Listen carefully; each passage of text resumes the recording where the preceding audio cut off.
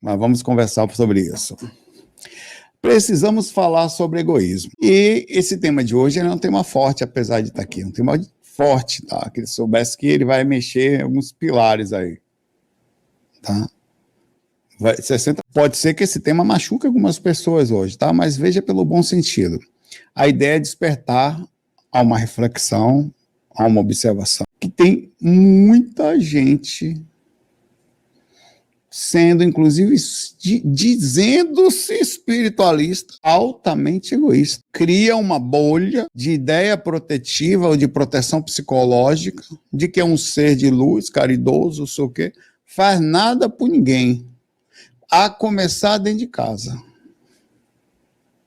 Nós vamos falar sobre isso tudo hoje. Vive a espiritualidade de forma superficial, e isso precisa falar sobre isso. Nem percebem que não tem lucidez, é só para si mesmo, colocando seus desejos e necessidades acima de tudo e de todos.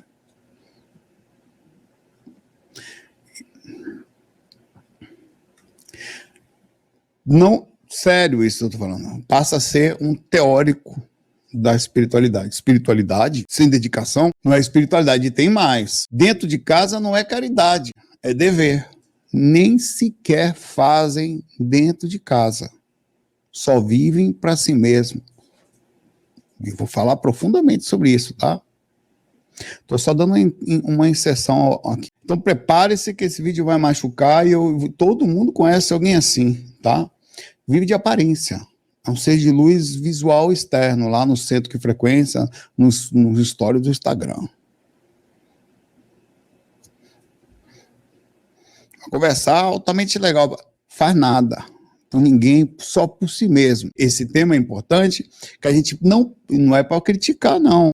É para a gente observar situações em que nós, para aqueles que estudam espiritualidade, não são perfeitos, não. Mas já estão dentro deles a ideia do comportamento de que não se vive para si mesmo. Imagem. Como que começa o ser egoísta? De onde que vem ele? Tem estudos, inclusive, que fizeram isso. Vamos fazer primeiro uma imagem, uma ideia, e depois a gente vai tentar aprofundar. Tá? Vivemos, digamos que a gente esqueça a sociedade como ela é, porque você pode falar, eu não me adapto à sociedade, eu não me adapto desse mundo, eu não sei o quê, eu não tenho tempo para nada, só para mim. Vamos conversar sobre isso. Meu tempo é muito não sei o quê. Eu sou muito sofrido. Paz, esqueça que nós vivemos em sociedade. Eu acabei de lhe colocar sozinho, vocês só, e vou sair da caridade nesse momento, tá? Coloquei você e sua família, aqueles, quem é que mora com você?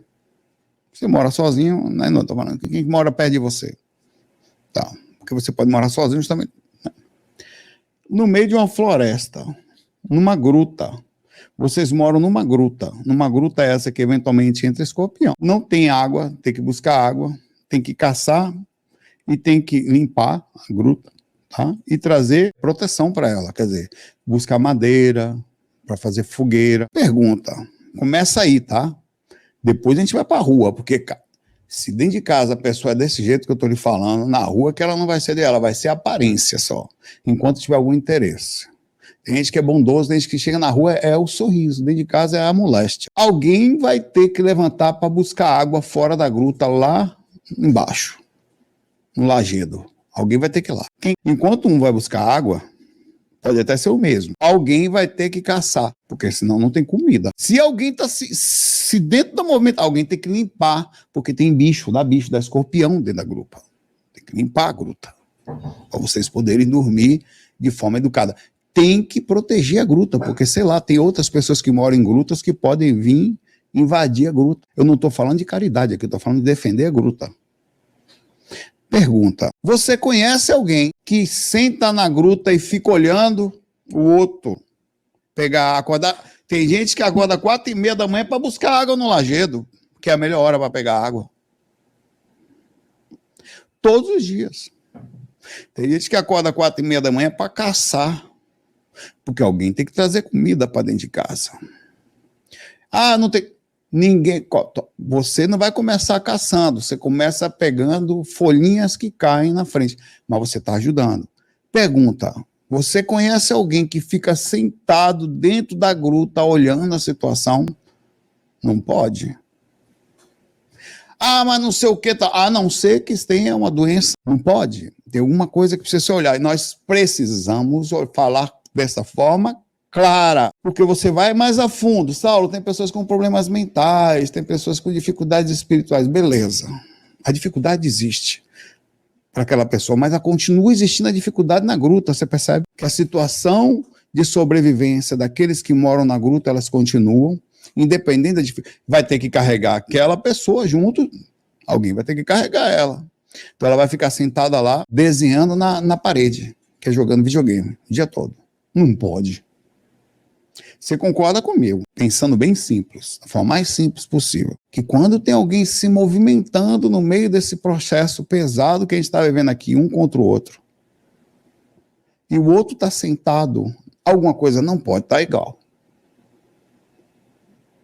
Alguma coisa está errada.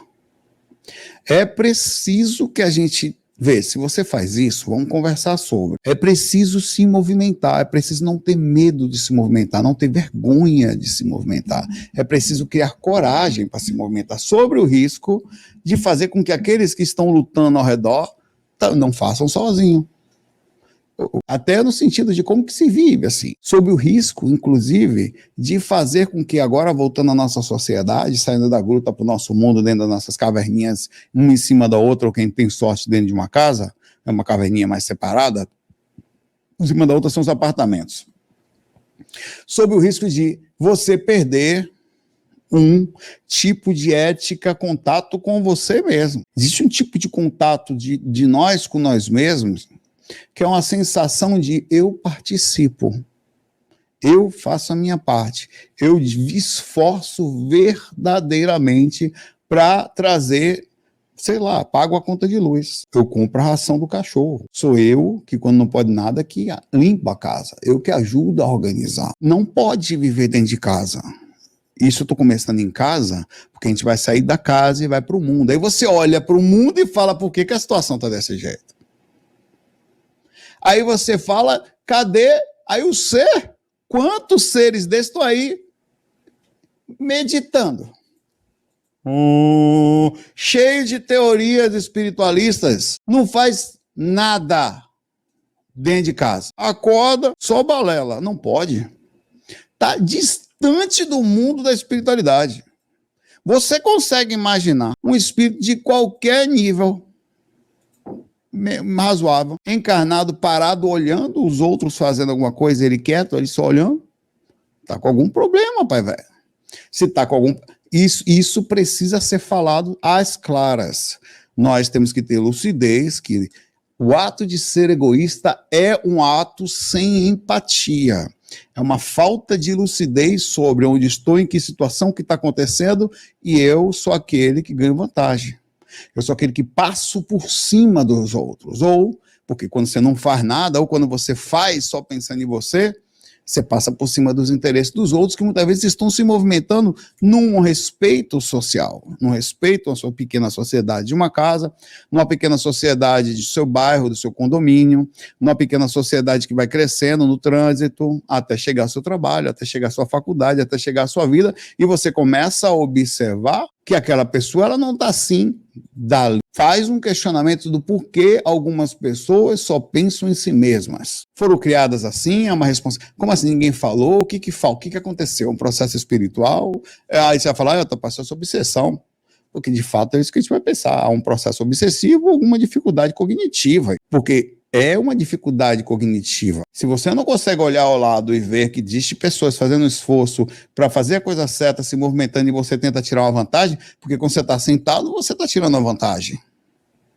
Quando você passa mais fácil para o outro lado, você está tirando a vantagem. Quando você só pensa em si mesmo, enquanto outros não, você está fazendo uma vantagem em cima de você. Só que tem um problema.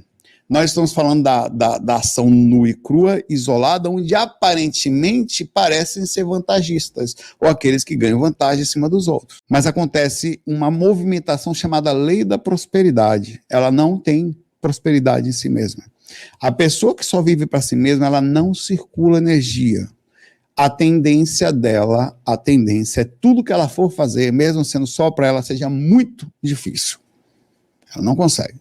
nem sabe porque é tão difícil assim. Ela consegue através de um esforço sub-humano, mas tenta contar com ela para saber o que acontece. Não tente contar com essa pessoa, o negócio é complexo. Vamos aqui.